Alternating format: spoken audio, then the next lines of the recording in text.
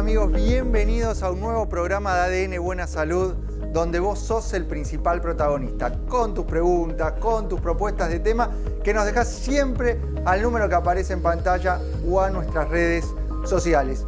En el programa de hoy vamos a hablar de la segunda enfermedad neurodegenerativa más frecuente atrás del Alzheimer. Te estoy hablando del Parkinson. En nuestro país, aproximadamente 100.000 personas conviven con esta enfermedad que va mucho más allá del temblor. Vamos a entender de la mano de un especialista, vamos a tener la visita del doctor Alejandro Anderson, que nos va a ayudar a entender si hay síntomas que nos pueden alertar en la previa, cuánto antes podemos estar orientados hacia un diagnóstico, qué es lo que podemos hacer desde la prevención, cuál es la vinculación genética o hereditaria que hay en esta enfermedad y sobre todo qué novedades hay en la terapéutica, en el tratamiento, porque hay muchos avances. Además te vamos a comentar una noticia que nos marca la falta de uso de los sustitutos de la sal en pacientes hipertensos. Quizás no conocen alternativas para condimentar sus platos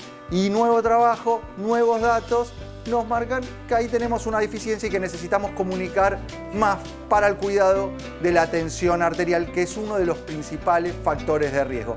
Pero quiero ir ya a saludar a nuestro equipo, lo vamos a hacer con fuerte aplauso. ¿Cómo anda el panel de ADN Buena Salud? Doctor Gabriel Nachman, nefrólogo cardiólogo. ¿Cómo va, Milton? La verdad que muy contento porque realmente hoy vamos a ver un catedrático, acá el doctor Anderson, me encanta todas las novedades que refleja. Y ¿sabés qué? Hace poco tuve un paciente que tenía enfermedad renal y también tenía enfermedad cardiovascular. Y eso tiene un nombre. ¿Cuál es el nombre? El síndrome cardiorrenal. Entonces vamos a hablar cuando el corazón y los riñones pueden llegar a tener una enfermedad que los conecta. Y que realmente es un manejo muy artesanal y que hay que tener muchos cuidados para que eso no se desbarajuste, que es lamentablemente cuando un paciente requiere internación por esta causa. Muy bien, nos quedamos para entender de esta combinación y cómo se relacionan tanto el corazón con los riñones. Nutri, Delphi Zimmerman, ¿cómo va? Bien, contenta de estar una mañana más con ustedes. ¿Hubo gimnasia? No hubo gimnasia, hubo me quedé un poco dormida. Hoy me quedé un poco dormida, pero hice 25 minutos de un cortito de HIIT. ¿No puede pasar la mañana sin zona hacer media, algo de movimiento? no, zona media y aeróbico fue para lo único que me dio. Bueno, pero algo salvo. Aprovechaste los 25 de los 25 minutos. Lo pongo ya sé que voy a tardar eso, porque lo pongo como en una aplicación que me dice 20 días de descanso, 20 días de descanso, entonces ya sé que voy a tardar 25 minutos, no falla. Y eso te levanta el ánimo, eso el humor, humor, y el mate. te cambia. Eso y el mate, es lo único que necesito por un tiempo, después los huevos. Muy bien, Delphi. ¿Cuál es tu tema? Vuelve Delphi Chef. Hace mucho tiempo no hacemos una receta. Y voy a tener una receta que le va a gustar a grandes, pero también está muy buena para chicos. Porque son esas típicas cookies con chips de chocolate que sé que gustan, que muchas veces llevamos para compartir en el trabajo, pero vamos a hacer la versión saludable con mucha fuente de proteína, con mucha fuente de fibra, y vamos a hacer reemplazos de la típica grasa saturada por grasas también con otros aportes más saludables. ¿Es fácil hacer este tipo de recetas? Es un toque, van a hacerlo conmigo, necesitamos 5 o 6 ingredientes y súper fácil. Muy bien, bueno, vamos a cocinar en el programa de hoy. Y a tu lado, otra Nutri, colega. La licenciada Sofía Barbagelata, ¿cómo estás? Bueno, bien, gracias por invitarme hoy al programa. Felicitaciones también nuevamente por el Martín Fierro. Bueno, en este caso yo, nutricionista clínica, vamos a ir encaminando temas clínicos vinculados a las cefaleas, las migrañas, que tanto hay una alta incidencia acá en nuestro país y en el mundo. Y creo que también como nutricionistas el hecho de vincular, ya que van a hablar del Parkinson, un poco también al intestino con el cerebro, ¿no? Nos hace una referencia de empezar a conectar este eje y apuntarlo también a la terapéutica. Como hoy en día estamos aprendiendo que casi todo se termina conectando a nivel intestinal. Sí. Ese eje cada vez está más prevalente en los distintos trabajos, en la distinta información que nosotros recibimos, puntualizando sobre todo en lo que es la microbiota. Totalmente. Sí, como ese eje puntualmente es el órgano más conectado con el cerebro. Y cómo se vincula con los dolores de cabeza, o sea, ese dolor de cabeza, esa cefalea, la migraña, probablemente esté vinculado a alguna intolerancia alimentaria y lo vamos a conocer en el programa de hoy. Pero hablando de cerebro, hay que pensar y nuestras neuronas se tienen que movilizar y para eso están los ejercicios de pensamiento lateral de cada mañana. A ver el ejercicio del día de hoy para movilizar nuestras neuronas. El hombre con un perico en la cabeza mide 2 metros, 200 centímetros. Ahora, si el perico está abajo, desde la cabeza del perico hasta la cabeza del hombre hay 170 centímetros, 1,70 m. ¿Cuánto mide el perico? Es la pregunta. Y no va a ser 30. Delphi, ya estamos muertos. Ojalá Sofía Pará, nos no, salve me la agarró por vida. sorpresa esto, Él pará. sabe que nosotros con las matemáticas No, mentales... pero matemática sería 30. O sea, si vos tenés 170 de distancia. Sí. Ah, no, Pará, mentira, no. pensó la Nutri, me parece que lo sacó. Ya 30. está. 30. Vio la No, son imagen. 30 y 30.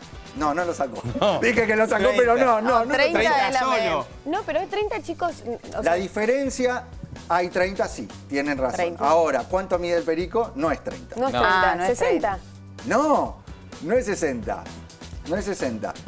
La diferencia Sofía, por favor. Pará, es pará, 30. 170. y si ustedes ven, hay una parte del hombre que no está medida ahí también. Claro, Claro. eso es- Los mismos 30 que los que está ahí en la cabeza del perico, ¿cierto? Ah, O sea, sería entre los dos hay 30.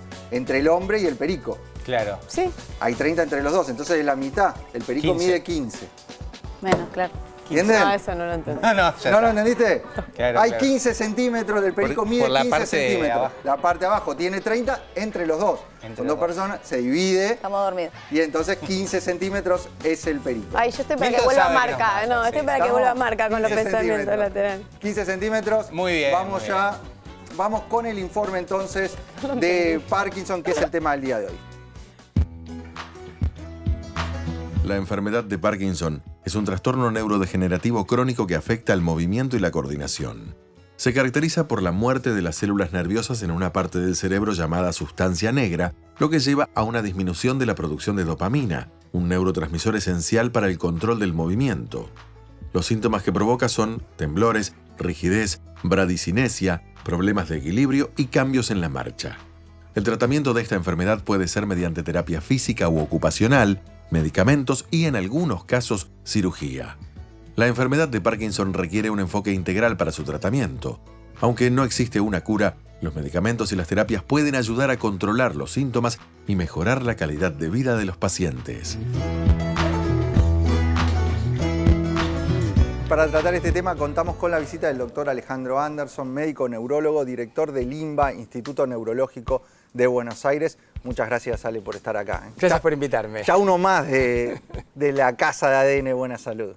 La verdad que es nuestro neurólogo referente y de cabecera. Y para hablar de este tema tan importante, yo decía, la segunda enfermedad neurodegenerativa en cuanto a frecuencia. ¿Es así? Exacto, imagínate, por arriba de los 60 años tenés un paciente cada 100 personas. Y además, no es solamente por arriba de los 60, en realidad hay un 5% de pacientes parkinsonianos que tienen 50 y pico o 40 y pico de años, así que tenés gente más joven. Y los pacientes te preguntan, ¿pero por qué tengo Parkinson, doctor? Mira, tenés Parkinson porque perdiste al menos el 70% de las neuronas que fabrican dopamina en el tronco cerebral, un producto, un neurotransmisor que te suaviza los movimientos.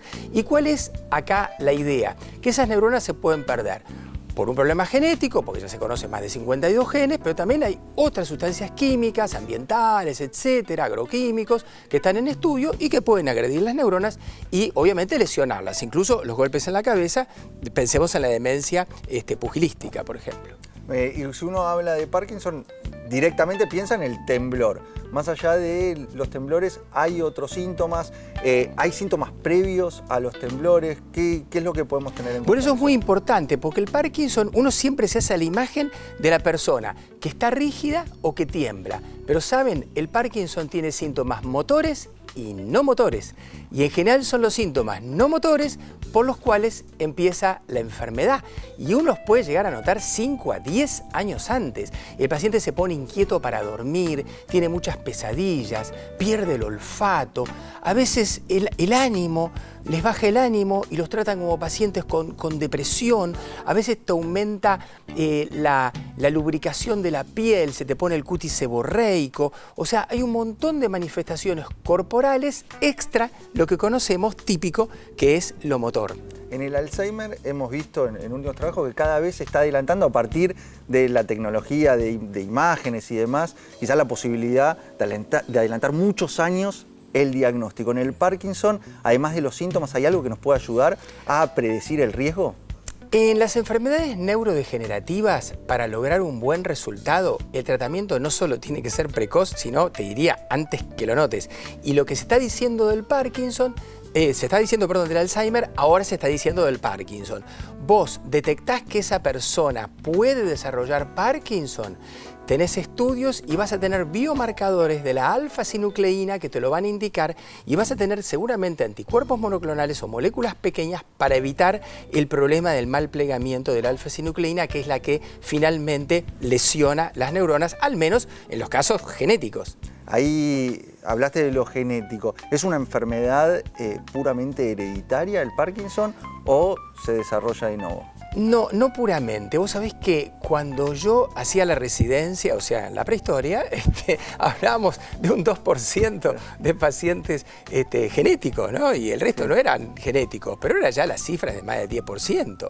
Y cada vez hay más genes. Ya la verdad que se conocen 52. Entonces tenés Parkinson hereditario y Parkinson que depende de cuestiones ambientales, desde lo químico hasta lo traumático, que son lo que decíamos recién, los golpes en la cabeza. Le voy a dar lugar al equipo que se sume con preguntas. El doctor Gabriel Lappmann tiene una pregunta para vos. Un gusto, Ale, la verdad que un placer escucharte. Bueno, uno conoce quizás el Parkinson como médico, pero el caso paradigmático es Michael Fox, ¿no? De Volver al Futuro, que obviamente hace mucho tiempo que viene batallando con esta enfermedad. Lo que quisiera saber es qué estudios tendríamos que hacer a los pacientes para hacer el diagnóstico, más allá de la clínica si hay, y después qué nuevas investigaciones en base a todas estas fundaciones que, por ejemplo, Michael Fox hizo, que viene a futuro, ¿no? Para todos estos pacientes que uno los ve y les afecta muchísimo la calidad de vida. Mira, Gabriel, hay toda una serie de secuencia en los tratamientos según el grado de evolución del paciente, el grado de intensidad y el tiempo.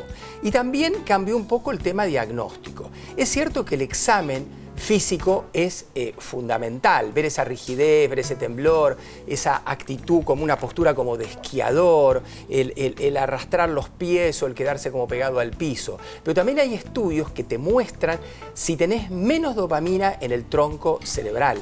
Hay resonancias magnéticas de alta resolución, de 3 Tesla, que uno la pide con un software que se llama Nigrosoma, pero también hay un estudio, un SPECT, digamos una especie de centellograma, que se llama DaTscan, que también te lo certifica. Y está bueno esto de documentar el diagnóstico, porque a veces los pacientes, cuando tienen formas muy limítrofes, empiezan como a deambular de consultorio en consultorio, no estando seguros si es, si no es. Y con esto lo documentás y ya tenés el diagnóstico. Ahora, ¿es leve? A ver, tenés tratamientos que van desde lo neuroprotector hasta tratamientos muy activos. El gol estándar es reemplazar la dopamina que no tenés, entonces tomás levodopa, pero eso de entrada en general no lo usás porque te crea acostumbramiento. Ustedes piensen que un paciente con Parkinson, en general los primeros 5 años andan fantásticamente bien, pero después ya tenés los pacientes que están por superar los 10 años de evolución y es más difícil ajustar el resultado. O sea, los pacientes empiezan a oscilar entre Parkinson y que no solo les mejoramos los movimientos, sino que se los exageramos. Y eso se llama discinesias. Y no podemos tenerlos oscilando. Entonces vas buscando medicación. Entonces tenés muchas opciones, tenés incluso opciones de bombas que te suministran una especie de levodopa de manera más constante. Hay fármacos que van a venir. Y cuando hablamos de Michael Fox, estamos hablando de productos que ya te reemplazan los fármacos. ¿Por qué? Porque cuando te quedan muy poquititas neuronas en el tronco cerebral, vos no podés darle un suplemento o levodopa a esas poquitas que quedan para que hagan el trabajo de todas las que no están, porque no alcanzan. Entonces lo reemplazás por un cable y eso se llama dispositivo implantable, traducidos como un marcapasos. Acá está el paquete de pilas, está el cable, pero en lugar de ir al corazón, va al cerebro. Es como un marcapasos para los núcleos grises y da muy buen resultado. Yo incluso tengo varios pacientes con el dispositivo implantable, se hace también acá en Argentina, y la verdad que es una muy buena ¿Eso es lo que salida. se conoce como estimulación profunda? Sí, sí, sí. Exactamente. Hay algunos videos que circulan o que se ven en redes de pacientes con Parkinson con una carga sintomática muy importante, con mucho temblor, que después de utilizar un inhalador frena totalmente y vos lo ves que está prácticamente normal. ¿Eso es así? Y realmente sí, en un principio el cambio es muy brusco y muy interesante. Yo, el primer paciente que tuve para implantar, yo lo tengo patente, porque vino literalmente en silla de ruedas de un lugar, de una localidad de Santa Fe, se colocó el equipo y yo asistí la operación porque es muy interesante, mucha neurofisiología hay muchos bioingenieros, no solamente está el neurocirujano, y el paciente tuvo un resultado fantástico. Después caminaba, no te voy a decir que corre la maratón de Buenos Aires, pero el paciente caminaba, estaba feliz. Pero no solamente hay técnicas de estimulación profunda, que es esto que estamos contando, sino que también hay técnicas de estimulación magnética transcraneana, TMS, que activa circuitos cerebrales. Y si bien no tiene un resultado definitivo, los pacientes mejoran y hacen cada tanto series como para estimular las vías, las redes neuronales que están vinculadas al movimiento. Así que hay muchas alternativas. Va a venir nuevos productos, fármacos como la foslevodopa, foscarbidopa, que se van a aplicar a través de una bomba, que todavía no están disponibles, pero en 1 o 2 años van a estar disponibles, así que se avanza muchísimo. Hay muchos avances en ese sentido y algo, sabes que uno de los focos principales de este programa es hacer prevención. En cuanto a todo esto que venimos hablando, ¿qué lugar tiene la prevención? ¿Es una herramienta que nos ayuda a disminuir el riesgo? Si podemos anticipar el diagnóstico como estuvimos hablando. Literalmente sí. La verdad es que uno está acostumbrado a hablar de prevención cuando estás con la cosa cardiovascular, ¿no? El colesterol, bueno, la presión, todo lo que sabemos. Pero está demostrado, primero, tomar café disminuye la incidencia de Parkinson. Té verde disminuye la incidencia de Parkinson. Curiosamente, el tabaquismo, que no lo recomendamos, pero disminuye la incidencia de Parkinson. Hay discusiones, resultados ambiguos sobre el alcohol, que tampoco lo recomendamos, pero bueno, está en la lista. Sí mejora mucho la expectativa, la actividad física, aeróbica, de coordinación, de equilibrio y de fuerza, y eso sí está demostrado también, el utilizar productos que tengan actividad antioxidante, el omega 3, todo ese tipo de productos está demostrado que, si tenés un Parkinson inicial, te lentifica la evolución de la enfermedad. Y si uno, todavía no lo tiene, pero ya tiene esos síntomas no motores que te lo anticipan y te hiciste el estudio y te demuestra que sí, que es cierto, van a aparecer los síntomas parkinsonianos motores más tarde. Eso sí está demostrado, así que vale la pena cuidarse para lentificar o para prolongar el tiempo de aparición del Parkinson. Y más adelante vamos a tener productos que se van a poder utilizar para literalmente controlar o frenar esta evolución neurodegenerativa tan frecuente. Muchas gracias, doctor Alejandro Anderson, médico neurólogo, director del INBA, Instituto Neurológico de Buenos Aires.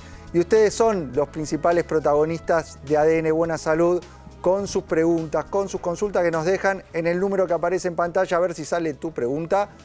El sistema la va seleccionando y aparece, nos dice, todo me cae mal. Directamente, todo me cae mal. ¿Qué puede ser?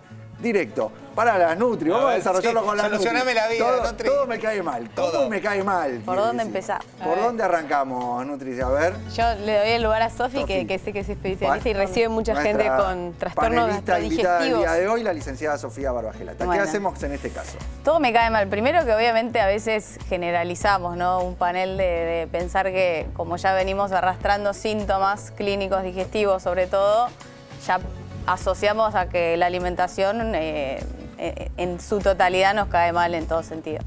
Pero la realidad es que obviamente desde lo terapéutico como nutricionistas siempre apuntamos a hacer un proceso en el cual empezamos a primero barrer ciertos alimentos a los cuales sabemos que para toda la población hacen mal, ¿no? Como ya sabemos los ultraprocesados, el alcohol, los azúcares, las harinas, etcétera. Y empezamos a tratar de reponer un poco ese sistema digestivo, ese aparato digestivo. Y ahí empezamos a identificar si realmente hay algunos alimentos de buena calidad que empiezan a ser mal tolerados en el cuerpo, ¿no? en la alimentación y en la digestión. La realidad es que hoy en día existen varios déficits enzimáticos o varias intolerancias digestivas a las cuales muchos hacen referencia.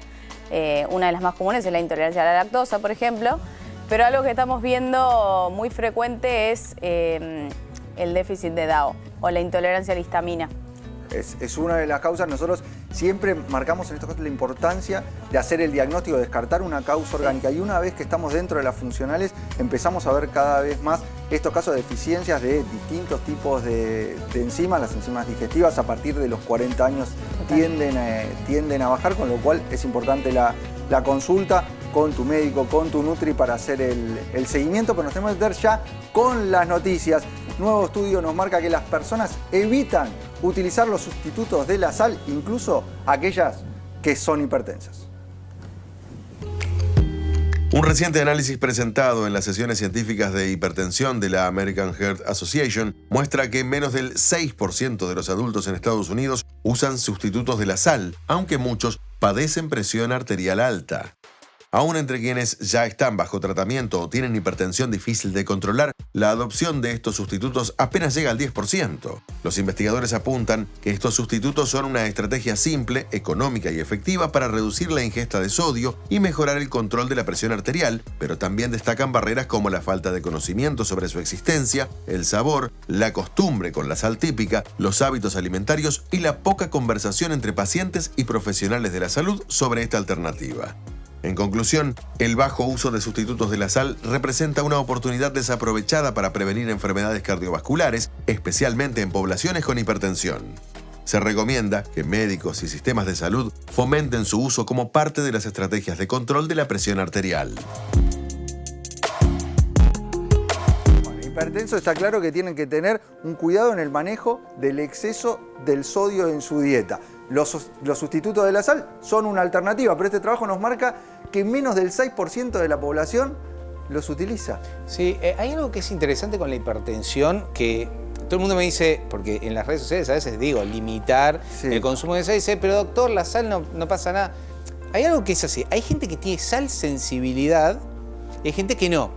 Pero no podemos diferenciar quién es sal sensible, o sea, hipertenso por exceso de sodio y quién no lo es. No lo podemos hacer porque tendríamos que tenerlo internado como 48 horas a la persona, hacer pruebas de sal. Eso se experimenta. Entonces se asumió que una gran cantidad de hipertensos tiene este problema con la sal y por eso hacemos la restricción de sal. Ahora bien, cuando tenemos que restringir la sal, tenemos que utilizar otros condimentos.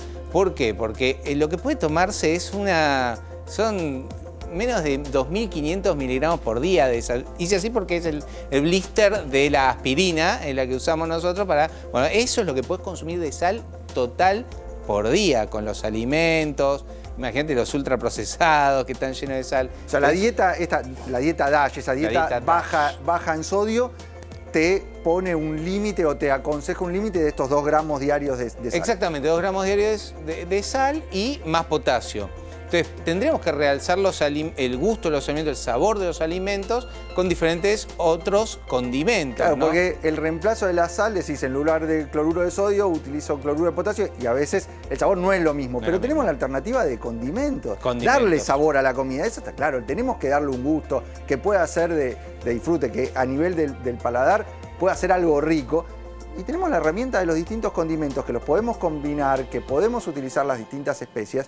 Y no lo usemos. Bueno, fíjate que las poblaciones originarias, indígenas, no utilizan ningún tipo de condimento y consumen diferentes alimentos. Ahí Delfina me estaba comentando que el limón realza el gusto de los alimentos, pero también puedes utilizar orégano, pimentón, curry, ¿no?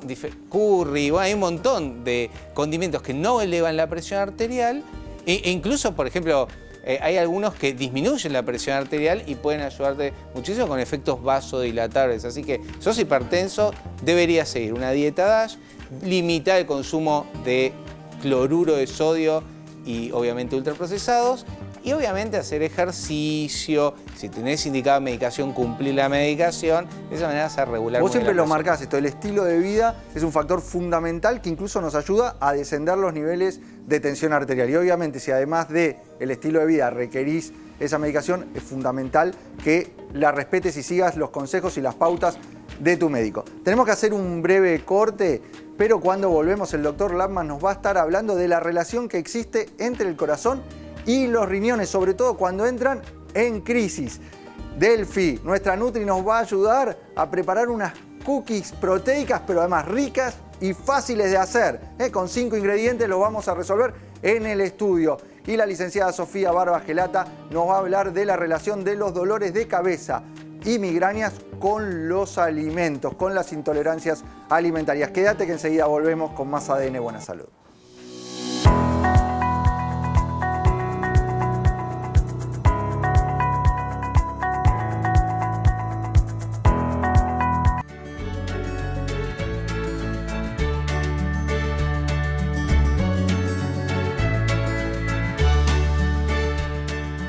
Seguimos con más ADN Buena Salud, el programa que te tiene a vos como principal protagonista con tus preguntas, con tus propuestas de tema, que nos dejás en el número que aparece en pantalla o en nuestras redes sociales. Te adelantamos que íbamos a cocinar, que en el programa de hoy íbamos a hacer una cookie proteica y para eso a mi lado la licenciada Delfina Zimmerman. ¿Todo bien? Bueno. ¿Qué nos trajiste? Primero veo acá en la mesa ya una cookie. ¿Esta la hiciste vos? No, esta es lo que vamos a intentar reemplazar. Esto es un ultraprocesado. Claro, es un ultraprocesado. ¿Esto es lo que no tenemos que comer? A ver, pasa algo si un día lo comemos, no. Pero como muchas veces si nosotros tenemos esa cultura de juntarnos a tomar el té, de llevar algo para compartir, y mismo a veces tenemos ganas de merendar cosas distintas, está bueno tener alternativas que más allá de darnos ese gusto o ese placer de una cookie, nos estén aportando además nutrientes que necesitemos, como proteína, como fibra, y mismo para los chicos es una muy buena manera, por los colores o por esto de los chips de chocolate que tienen, de hacerlos comer algo saludable. Sí, los adolescentes en actividades y demás, cuando se llevan, se terminan llevando como colación o como merienda ultraprocesados. ¿En qué momento esta cookie que vamos a hacer se podría llegar a comer? ¿Como snack, dijimos? ¿Va como en un desayuno? ¿Cómo la ves? Podría ir para cualquier cosa. A mí me gusta y siento que sirve mucho de lo que más me piden de cosas para la tarde.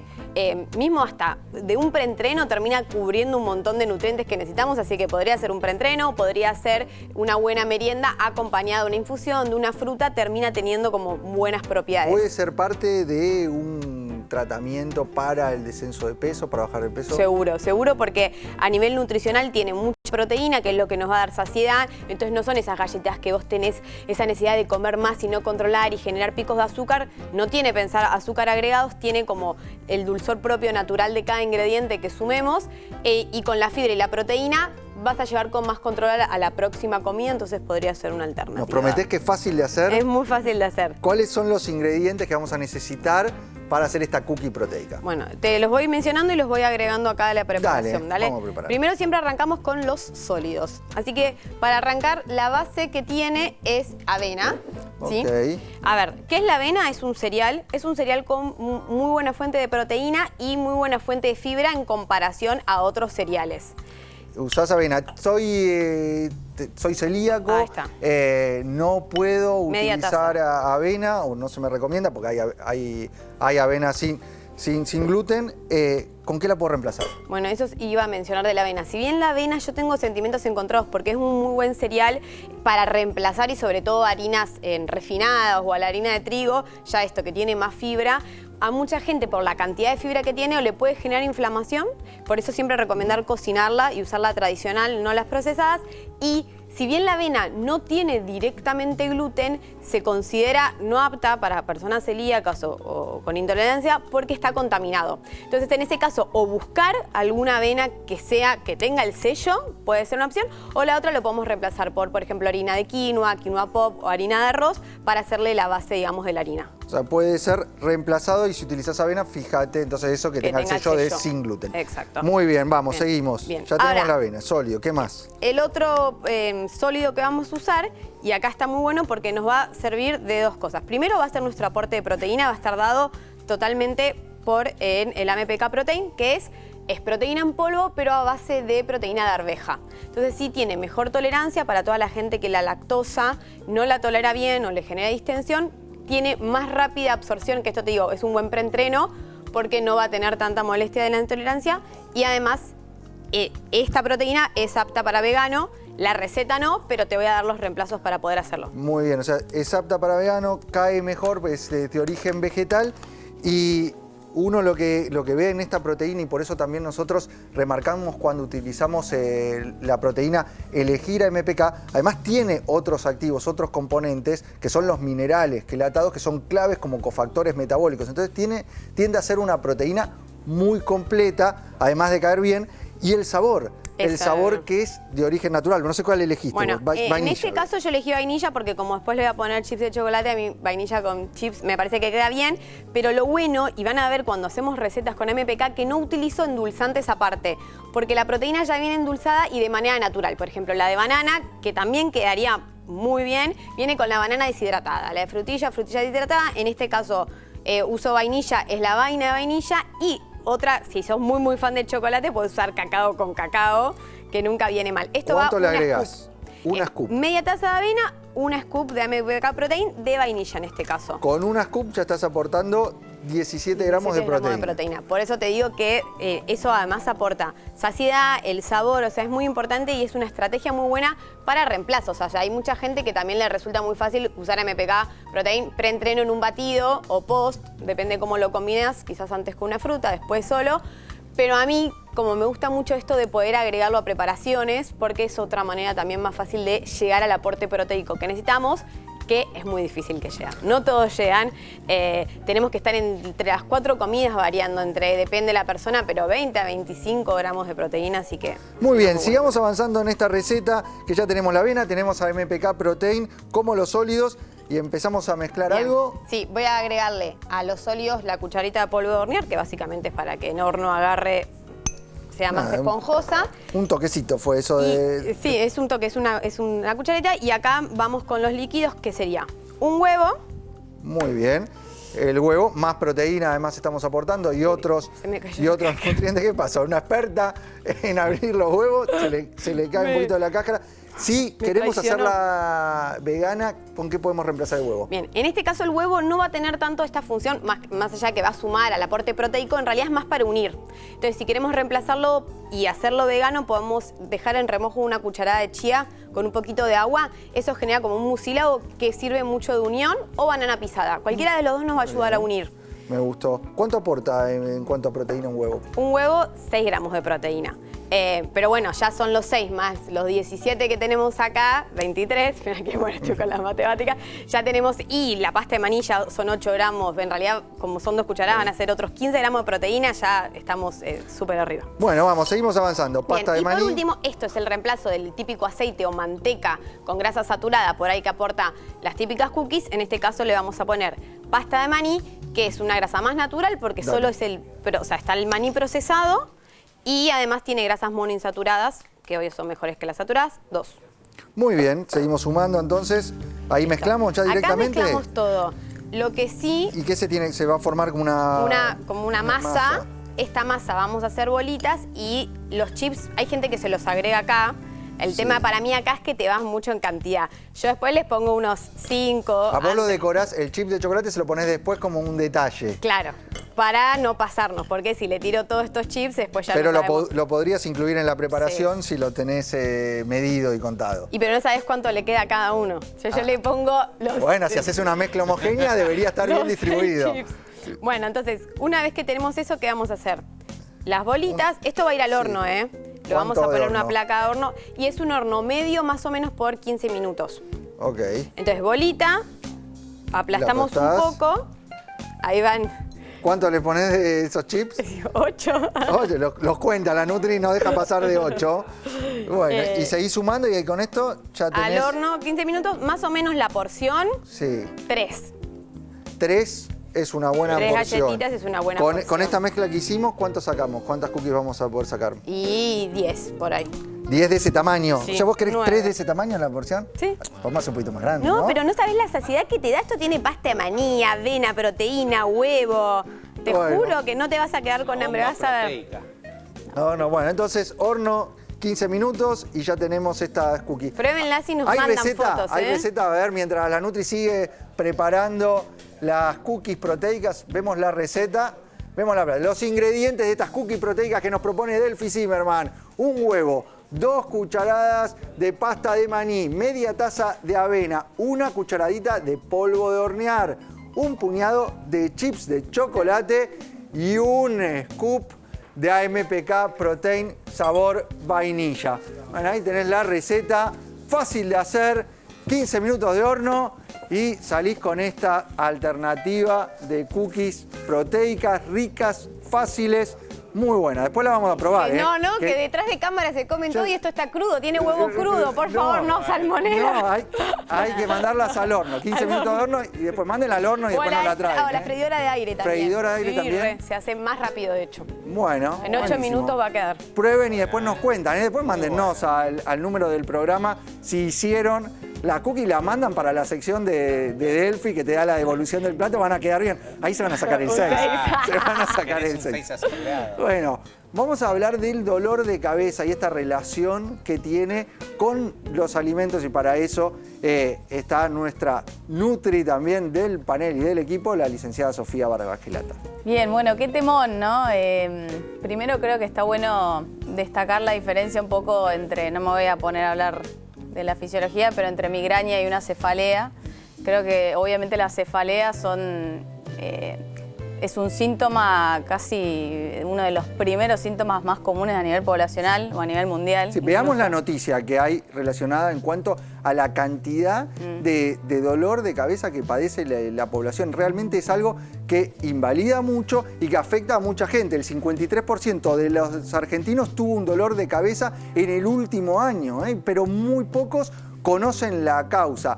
En cuanto a la migraña, más de 4 millones de argentinos conviven con esta dolencia y muchas veces van a hacer el diagnóstico, uno descarta lo vascular, descarta determinadas compresiones neuropáticas que puede haber, cervicalgias y demás, y se queda sin diagnóstico. Y hoy sabemos que hay un vínculo directo con los alimentos, con nuestro tubo digestivo. Y bueno, eso es lo que empezamos a conocer, una cantidad de casos que tienen relación. Hemos visto y acá han participado profesionales que nos hablaban que más del 85% de los casos de migraña y cefalea se pueden relacionar a los alimentos. Totalmente, sí. Creo que hoy el intestino, de esto que hablábamos al principio, es el órgano más conectado con el cerebro. Entonces, cualquier complicación que tenga nuestro tubo digestivo va a generar una mala señalización al cerebro. Y cuando hay alimentos que no se digieren bien a nivel intestinal, esos alimentos mal digeridos también generan un estado de inflamación donde el propio tubo digestivo genera histamina, que es una palabra que hoy en día se está escuchando mucho y que la produce nuestro cuerpo, pero que también la tenemos en un montón de alimentos en líneas generales, que cuando ingresa al cuerpo, el cuerpo las tiene que digerir. La histamina normalmente la relacionábamos con los procesos alérgicos, ¿no? Te utilizamos ante una alergia, probablemente te indicaron un antihistamínico. Total. Ahora sabemos, estamos puntualizando en lo que es la histamina exógena, la que viene de la alimentación. Total. Sí, alrededor del 60% de la población que tiene cefaleas o migrañas también, incluso se han estudiado que tienen déficit de DAO, justamente. Vamos a hablar de esto, vamos a repasar los alimentos, pero antes repasemos los síntomas vinculados a las migrañas, ese dolor pulsátil o intenso que puede estar acompañado con náuseas y vómitos, donde hay una sensibilidad a la luz y al sonido, por eso a veces apagar o tener una luz más tenue ayuda mucho en los casos de migrañas y cefaleas. Aparecen cambios visuales, algunos casos con aura antes del dolor de cabeza, que anticipa que se va a venir esa migraña y a veces se acompaña con síntomas de hormigueo en todo el cuerpo. Esos son los síntomas, pero si hablamos de los alimentos, estos que pueden estar vinculados a todo este cuadro, ¿cuáles son? Bien, hay diferentes alimentos que tienen una carga alta de histamina, justamente que es esta molécula que se tiene que digerir por nuestro propio tubo digestivo. Como por ejemplo la espinaca, la berenjena, la palta, el tomate. Los cítricos tienen una amina parecida a la histamina, pero que también es muy parecida, que podrían llegar a complicar. El chocolate también está muy vinculado a una liberación de histamina del propio sistema digestivo. Los frutos secos también podrían generar una liberación de histamina en el cuerpo. ¿Los fermentados? Los fermentados, todos los alimentos que tienen una alta maduración o fermentación son... Los quesos. Sí, los quesos más duros o que tienen como, bueno, el típico queso brie, roquefort, que tienen una generación de hongos, ¿no? Y que son espectaculares, pero que en ciertas personas, por no poder metabolizar bien esta histamina, pasan a ser complicados. ¿Y las proteínas, pescados y los carnes? Los pescados blancos no tendrían tanto problema. Sí, obviamente hay que tener mucho cuidado con la conservación de los pescados, porque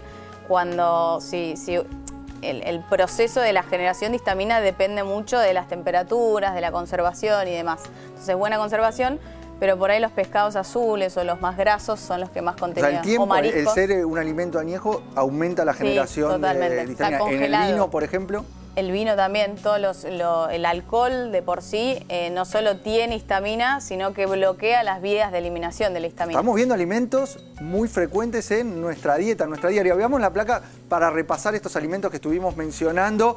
Por ejemplo, el vino tinto, la cerveza, sidra, frutas cítricas como la frutilla, ananá, banana, aparecen como generadores o liberadores de histamina. Embutidos, salsa de soja, vinagre, pescado azul, carnes procesadas, tomate, berenjena, espinaca, palta, chocolate, cacao, nueces, infusiones como el café, té, también aparecen ahí. Bueno, fíjate que estamos repasando alimentos que están en nuestra vida diaria. Entonces, a ver, ¿cómo sería? Uno relaciona el consumo de alguno de estos alimentos con el dolor de cabeza y otros síntomas que pueden estar relacionados con esta histamina presente en esos alimentos. Ahí haces o te orienta el diagnóstico. El link. Sí, una parte podría llegar a ser la mala tolerancia a estos alimentos, porque justamente es evidente que tal vez la persona tiene una dificultad en la metabolización por esta enzima que se llama DAO, que puede ser por un origen genético, que puede estar relacionado, o puede ser también por un origen adquirido, que tiene que ver con, tal vez, esa persona ya lleva con un proceso de inflamación digestiva y eso condiciona a la enzima DAO y baja su actividad. Entonces, estos alimentos cuando ingresan, si son consumidos en mucha cantidad y de golpe, sobre todo, en la cotidianidad, no se digieren bien y se empieza a acumular esta histamina en el cuerpo.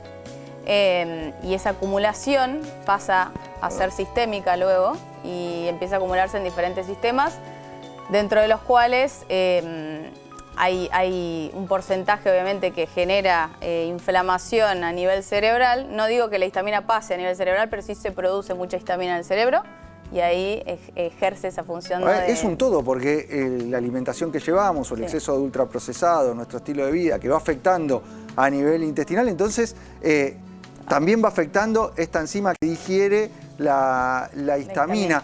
Veamos entonces en esos casos cuando está el síntoma, en este caso dolor de cabeza, pero puede ser urticaria, síntomas gastrointestinales mismos, picazón, que se te pone algo rojo y demás, la piel después de comer alguno de estos alimentos. Tenemos hoy en día la posibilidad de tratarlo a partir de la suplementación y esto lo hemos hablado con la aparición en nuestro país de Daosima, que es la alternativa para aportar la enzima DAO original, que es la que suele faltar o la que necesitamos suplementar en los casos donde tenemos detectado o estamos orientados hacia una deficiencia de DAO. Veamos entonces una placa para entender cómo actúa, cómo nos ayuda la Daosima y sobre todo lo que es el enfoque terapéutico en estos casos. Sería por un lado la dieta con baja carga de histamina, trabajar con el estilo de vida, con la higiene del sueño, aumentando la actividad física, el ejercicio, el manejo del estrés y la suplementación con la Daosima, que es la enzima original que hoy está disponible en Argentina. El enfoque es este.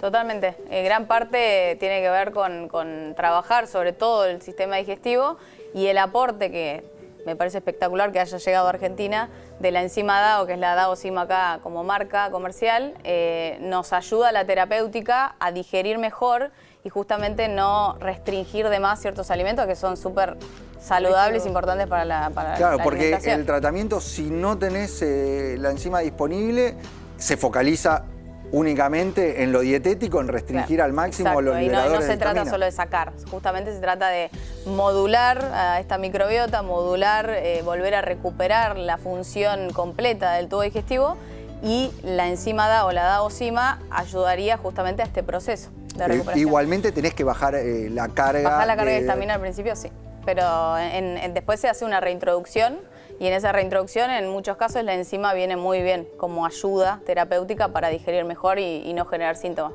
Porque recordemos que a veces los síntomas también, cuando uno empieza en un proceso de reintroducción, el paciente o la persona viene con mucho miedo, y eso también ayuda a nivel emocional, digamos, a sentirse más seguro. Eso le cambia la vida al paciente, porque esto En es lo muchos que yo casos sí. entendí en muchos de mis pacientes que están con este problema, es que es un antes y un después con la DAO-cima y la dieta, ¿no?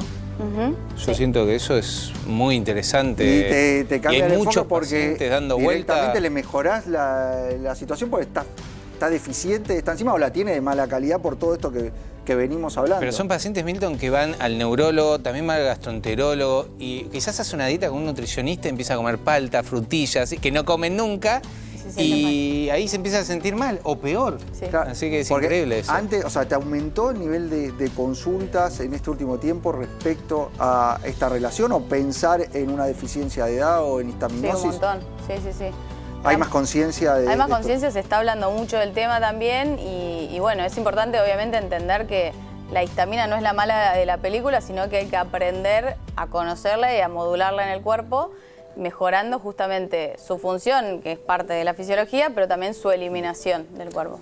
Muy bien, muchas gracias, Sofía Gracias a Barbagelata. La DAO-cima que estuvimos hablando, como cualquier suplemento, el lugar donde lo conseguís es en la farmacia. Siempre focalicemos esto sobre los activos nutricionales originales. En este caso lo pedís directamente así con tu farmacéutico como DAO-cima, que él te va a poder ayudar y asesorar. Vamos a hablar, Gaby, de esta vinculación entre el corazón y riñones. Vamos al centro del estudio a desarrollar este tema que Muy interesante, y cada vez se ve más. que quiero tener tu clase, porque ¿Te quiero gusta? tener la clase del nefrólogo, doctor Gabriel Lapman. Bueno, Milton, vos sabés que esta condición es algo donde el corazón y los riñones se conectan. Para mí, en el fondo, que hago cardiología, nefrología y hipertensión, debería ser una sola especialidad. O sea, para vos debería. siempre hay una conexión entre el Sí, corazón total. y riñón. Sí, total, porque fíjate, si los riñones funcionan mal, empieza a generarse un aumento del tamaño del corazón, que tiene que latir más fuerte para poder eliminar. Y si el corazón funciona mal, que late menos, también llega menos sangre en los riñones. Entonces hay como un aumento de edemas y todo esto que nosotros vemos. Entonces es como que hay una relación amor-odio entre el riñón y el corazón. A ver, es el huevo y la gallina. ¿Por Se qué vuelve se da así. este síndrome cardiorrenal? Bueno, tenemos una placa para que la gente entienda, pero normalmente de base el paciente tiene patología como a veces se da problemas circulatorios, ¿sí? Cambios hormonales que se pueden dar. Esto es fundamental. Inflamación, estrés oxidativo y factor de riesgo cardiovascular. A ver, ¿qué es lo que veo yo? Paciente que tuvieron un infarto. El paciente tuvo un infarto, ese órgano quedó un poquito más grande y generamos un síndrome cardiorrenal porque falla el riñón. Ahora voy a mostrar los tipos. Vamos a pasar a la segunda placa, me parece. Entonces falla el corazón, ¿sí? Y eso daña el riñón porque hay menos bomba. O sea, corazón falla de forma repentina, ese es el tipo 1, típico de un infarto de miocardio. Tengo que dializarlo posterior al infarto. ¿Por qué tengo que dializar ahí? Porque la bomba no funciona muy bien. O hay una insuficiencia cardíaca que se descompensó, ese sería el tipo 1.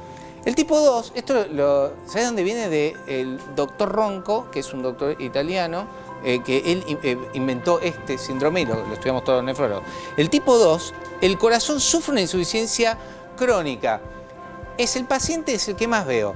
Paciente con insuficiencia cardíaca crónica y se empieza a deteriorar la función del riñón. ¿Por qué? Porque el corazón funciona menos y el riñón es como que necesita esa sangre que llegue. Entonces hay menos. O sea, necesita caudal para filtrar. Si no le Exactamente. llega, empieza a funcionar mal. Y entonces empieza a haber un deterioro de la función renal, o sea, una insuficiencia renal secundaria a la insuficiencia cardíaca. Los riñones están medio intactos, ¿sí? O sea, acá en estos dos casos está, en este caso del tipo 2, sufre el riñón porque el corazón Porque el funciona mal. corazón. Entonces, el tipo 1 muchas veces es algo urgente, un cuadro medio catastrófico que requiere diálisis o tratamiento de sustitución. El tipo 2, nosotros tenemos riñones intactos, entonces podemos quizás con un poco de diuréticos Mejorar un poquito esa función renal.